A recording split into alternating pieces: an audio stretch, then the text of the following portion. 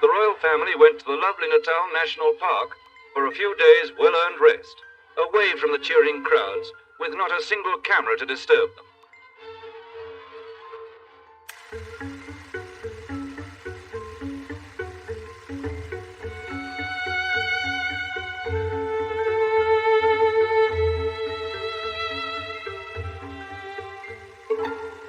Africa has a unique place in my affections.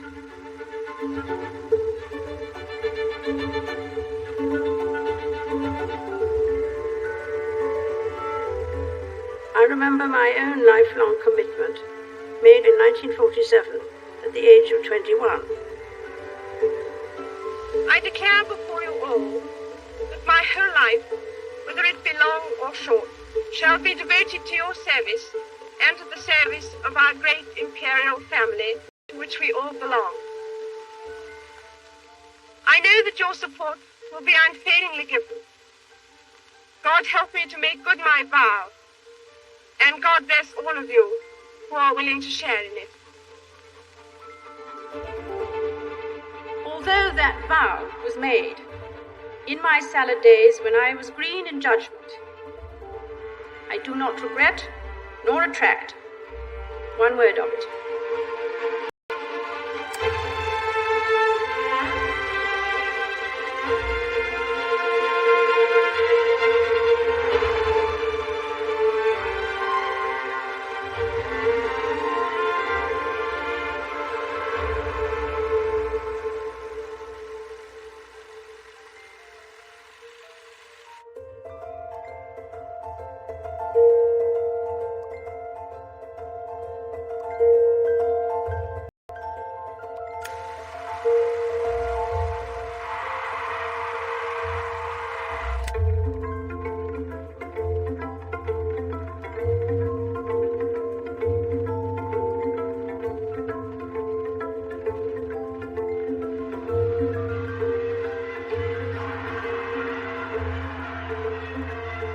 The day is November the 20th, 1947. The time, 11 o'clock. A nation and a world watch.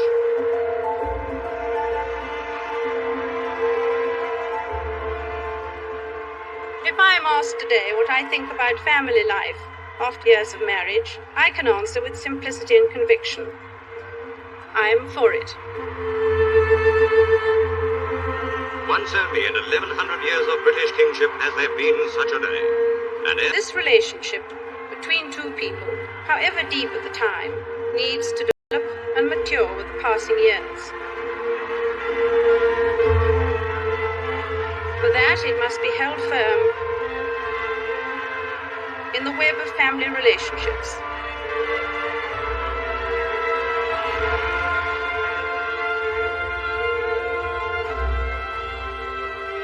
It has quite simply been my strength and stay all these years.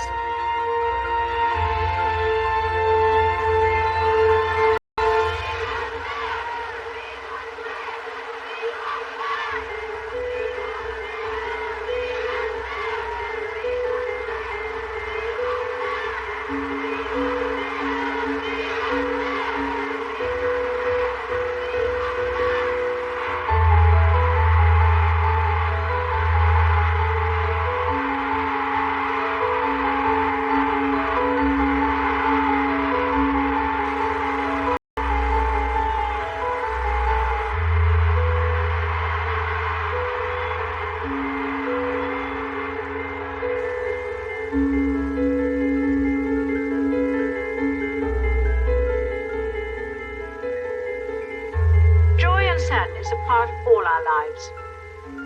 Indeed, the poet William Blake tells us, joy and woe are woven fine,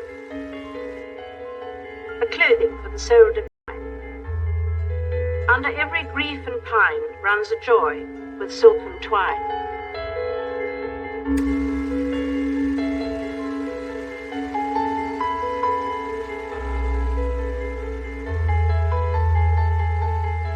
Sense of service, intellectual curiosity, and capacity to squeeze fun out of any situation were all irrepressible.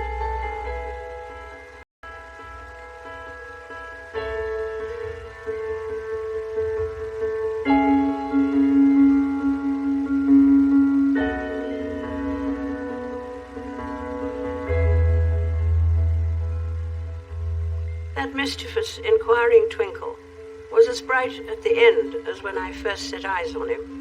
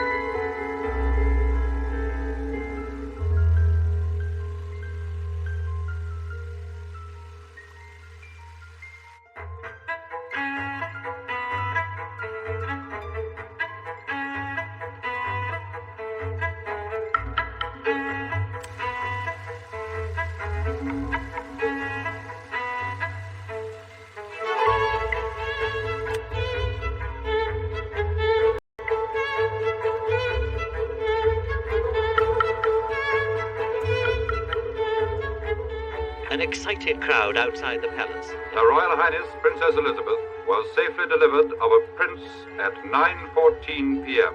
The boy born to be king. The prince has arrived.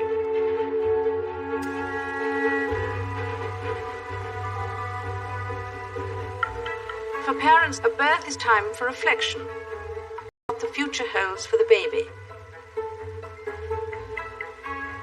And how they can best ensure its safety and happiness.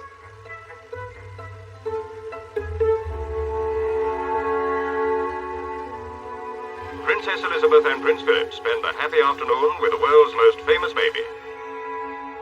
These are the first newsreel pictures taken since his christening of Prince Charles, now 8 months old, as he will undoubtedly become the most photographed child in the world.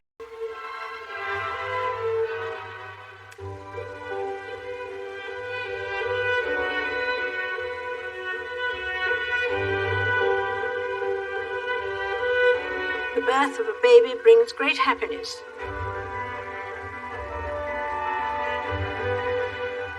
But then the business of growing up begins.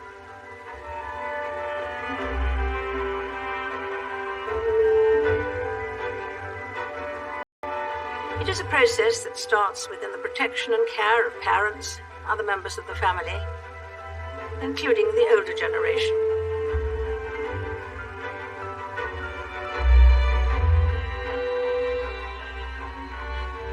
As with any team, there is strength in combination.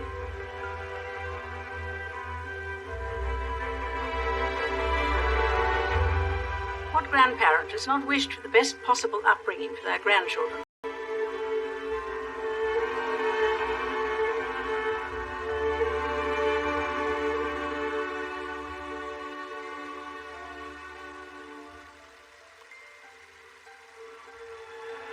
Princess, a daughter is born.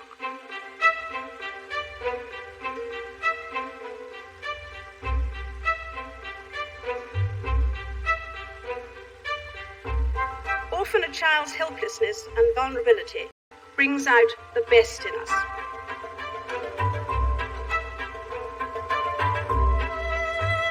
Each one of us has a primary and personal responsibility for our own children, for children entrusted to our care, and for all the children in our own communities.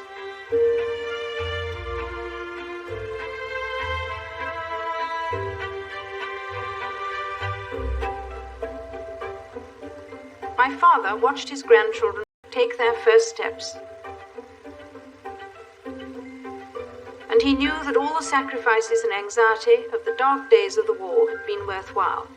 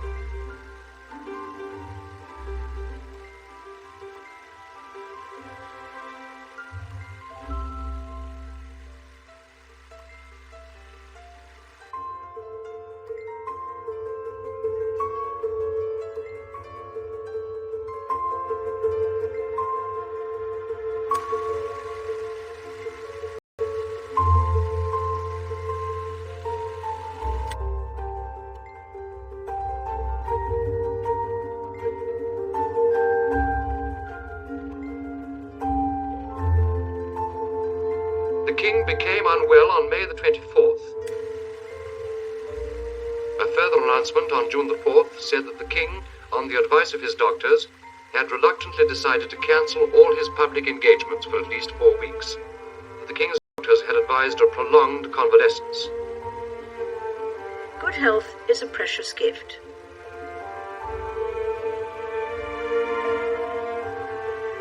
There is a traditional proverb which says, "He who has health has hope, and he who has hope has everything."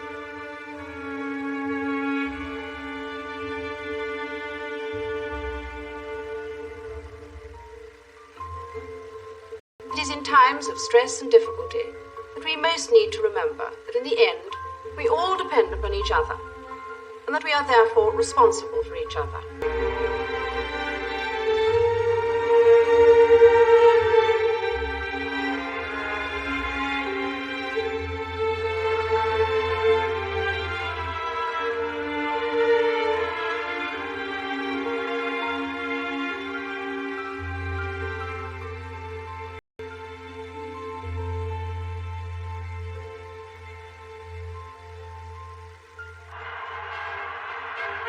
Many Londoners gathered at the approach to Buckingham Palace to see their Majesties leave for their summer holiday. After staying at Royal Lodge, Windsor and Sandringham, the king went to Balmoral Castle on August the 2nd. The crowd, like the rest of his subjects, hoped that the king would continue to make good progress towards complete recovery.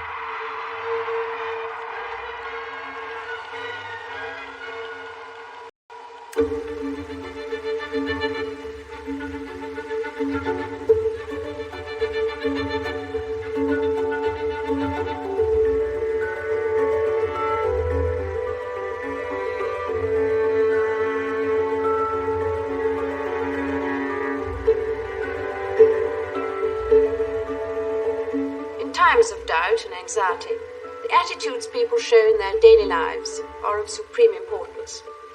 The comradeship of adversity brings out the best in us.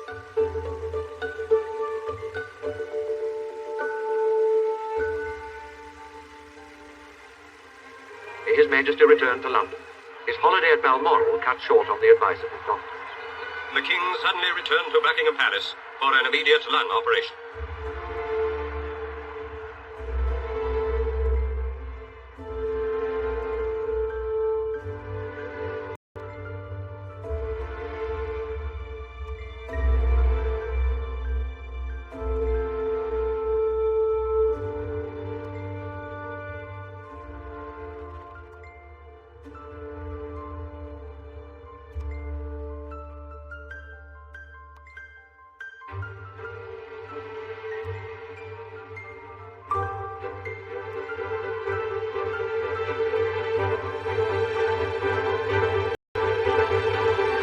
Royal princess flew across the sea to Canada.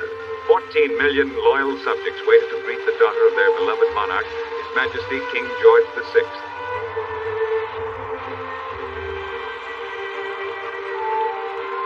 Service and duty are not just the guiding principles of yesteryear.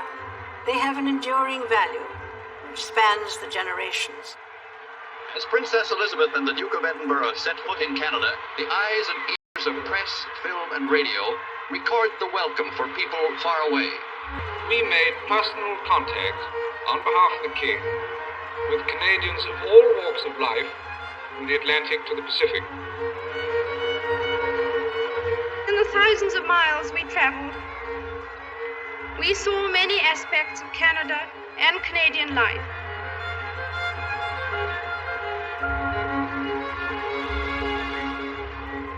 Two marriages are quite alike. However, I think that the main lesson that we've learnt is that tolerance is the one essential ingredient of any happy marriage.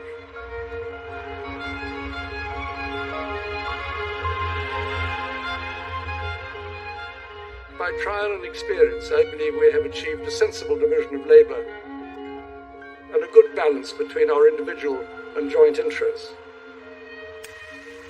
Prince Philip is, I believe, well known for declining compliments of any kind. But throughout, he has been a constant strength and guide.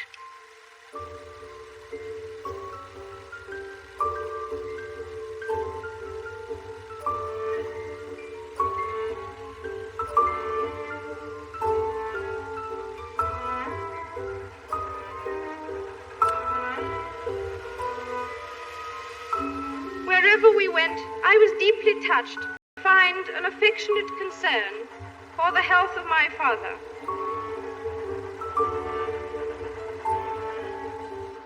Speaking in behalf of the Canadian people, we appreciate your coming to Canada after the anxious days through which you have just passed. Darling Papa, I do hope you're feeling really better again. On the telephone, Mummy has told me that you are now up in the audience room during the day. There have been so many messages to you from every part of this country, and from so many people that I couldn't possibly tell you all of them.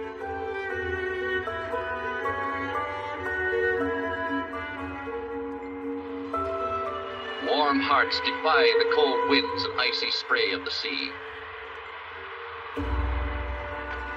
Goodbye for all of us.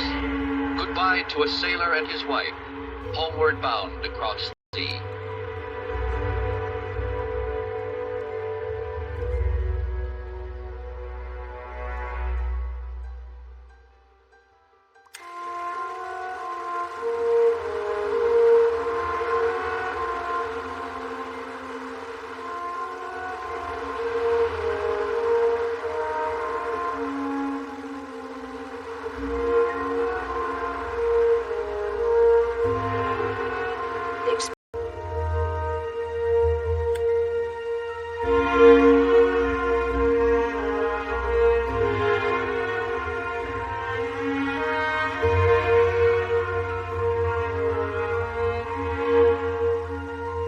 We are all visitors to this time, this place.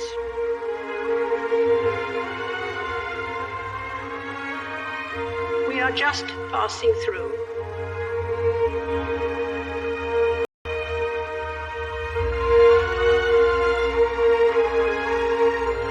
Our purpose here is to observe, to learn, to grow, to love. And then we return home.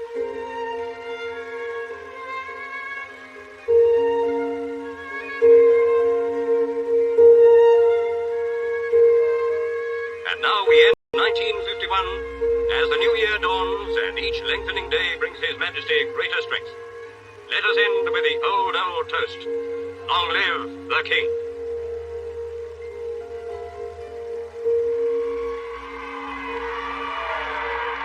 Less than 3 months after returning from their Canadian tour, Princess Elizabeth and the Duke of Edinburgh were off on another Commonwealth journey. The crowd's cheers heralded the arrival of the King's car, bringing their Majesties and Princess Margaret to the airport for a last farewell to the royal travellers.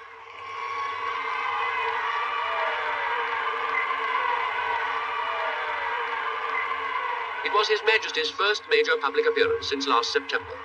The journey which, but for his illness, the King himself would have undertaken, was almost underway.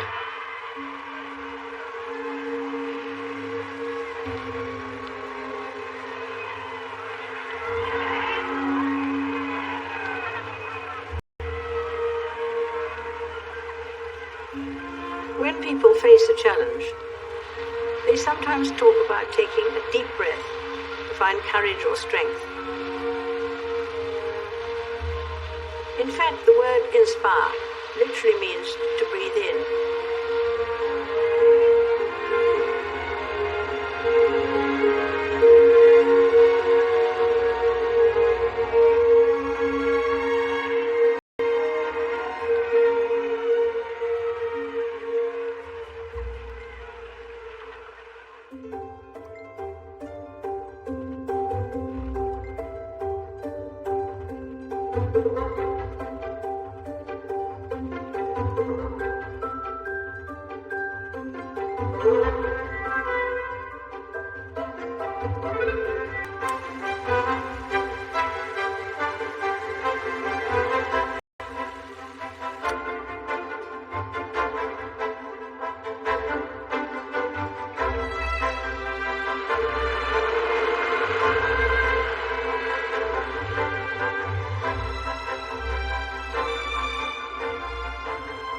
For all of us, each year is an adventure into the unknown.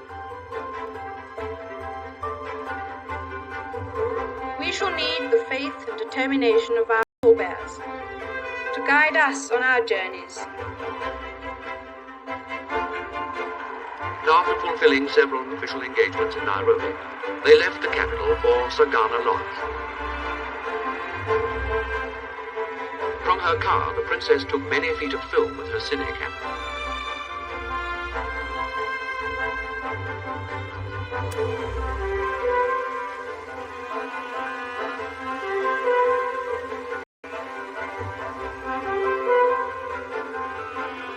The earth is a gift to us all, whoever we are, wherever we live. In the words of our poet laureate, though you have conquered earth and charted sea, and planned the courses of all stars that be, adventure on, more wonders are in thee. We must adventure on, if we are to make the world a better place. Seldom had a royal tour begun more happily. For 2 days, the royal couple relaxed in the grounds of their house. Life, of course, consists of final partings, as well as first meetings.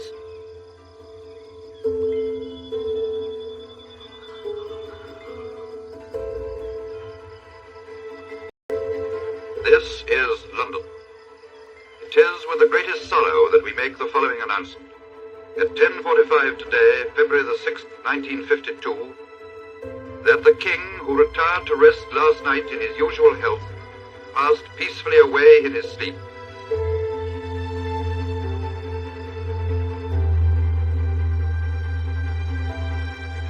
She was on the veranda at Treetops, where she and the Duke had spent the previous 19 hours watching wild game.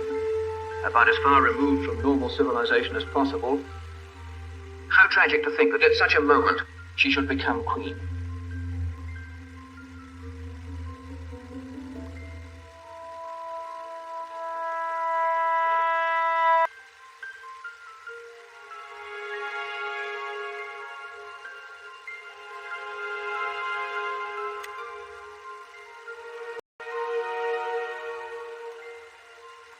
There is no magic formula that will transform sorrow into happiness.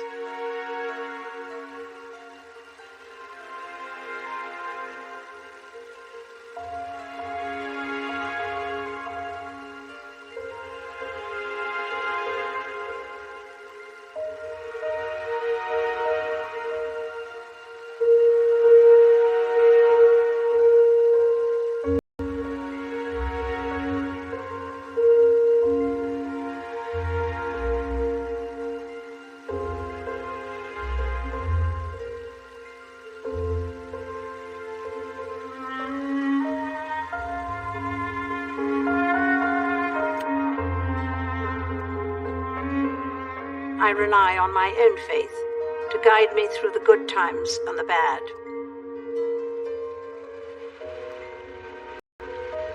It was a tragic homecoming, on the same spot where, a week ago, there had been a happy departure. There stepped down from the plane a figure in mourning, Elizabeth II, Queen of this realm and of all her other realms and territories, head of the Commonwealth, defender of the faith. When all your world is torn with grief and strife, think yet.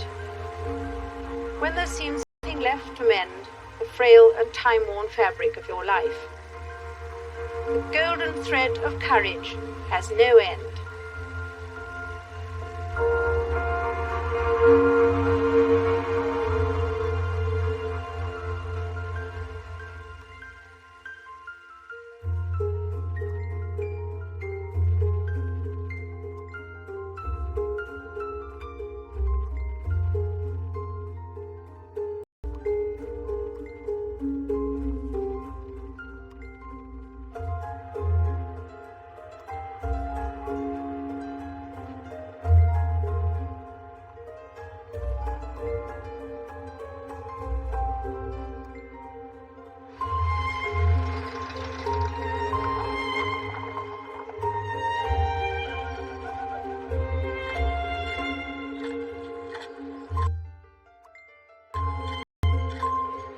In a way, I didn't have an apprenticeship. My father died much too young. It was all a very sudden kind of...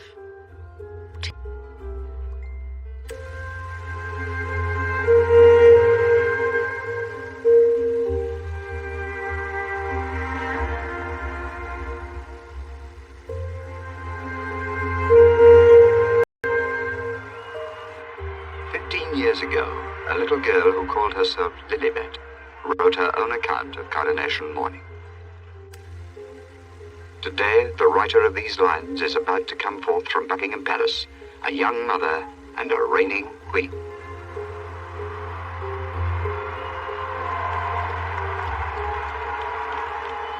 Each day is a new beginning. I know that the only way to live my life is to try to do what is right.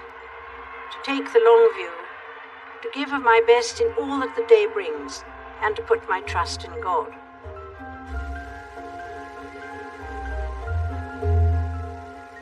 Whether we believe in God or not, I think most of us have a sense of the spiritual. That recognition of a deeper meaning and purpose in our lives. And I believe that this sense flourishes despite the pressures of the world. The words echo out of the history of the land. We have resolved, by the favor and blessing of Almighty God, to celebrate the solemnity of our royal coronation upon Tuesday, the 2nd day of June, in the year of grace 1953. The coronation of Her Royal Majesty, Queen Elizabeth II. It's a question of maturing into something that one's got used to doing. And accepting the fact that here you are and it's your fate.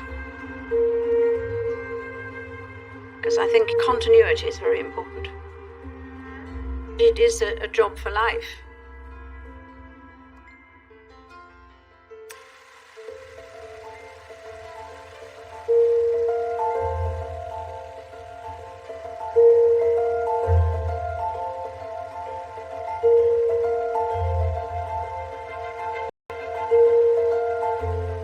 The years have slipped by so quickly.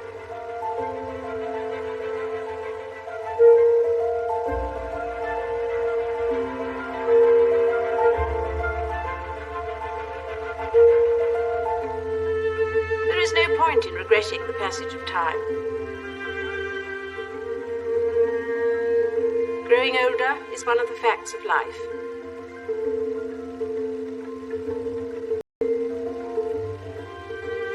And it has its own compensations.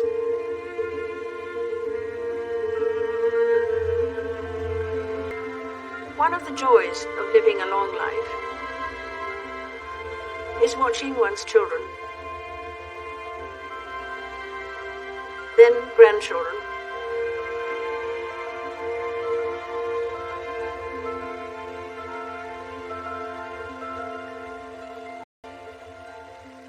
we can't be certain what lies ahead for them.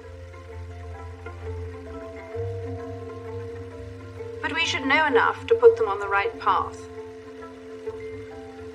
We can do this if we have the good sense to learn from the experience of those who've gone before us.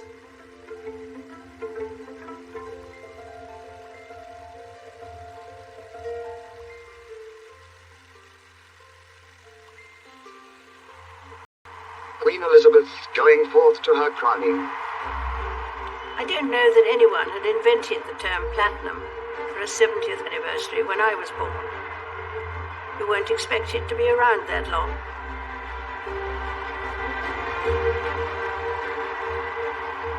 I mean, I've seen one coronation and been the recipient in the other, which is pretty remarkable.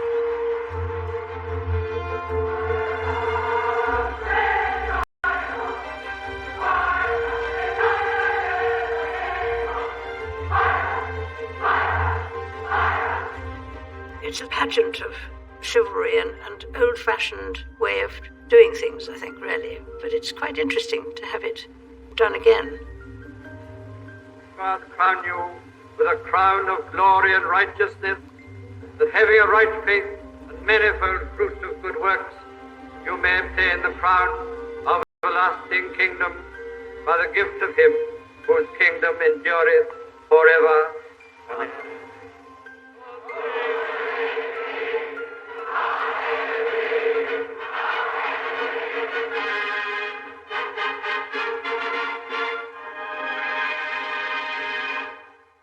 I here present unto you Queen Elizabeth, your undoubted queen.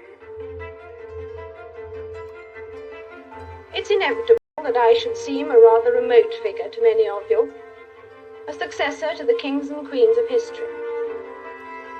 Someone whose face may be familiar in newspapers and films, but who never really touches your personal lives.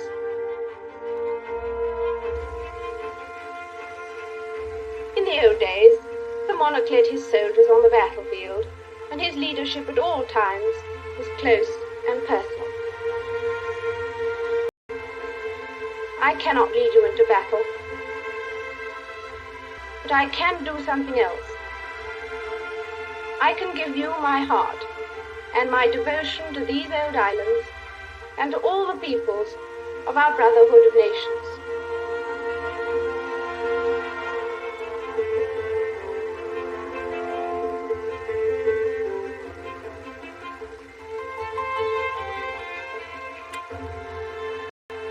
I hope my Platinum Jubilee will be an opportunity for people everywhere to enjoy a sense of togetherness, a chance to give thanks for the enormous changes of the last 70 years, and also to look ahead with confidence.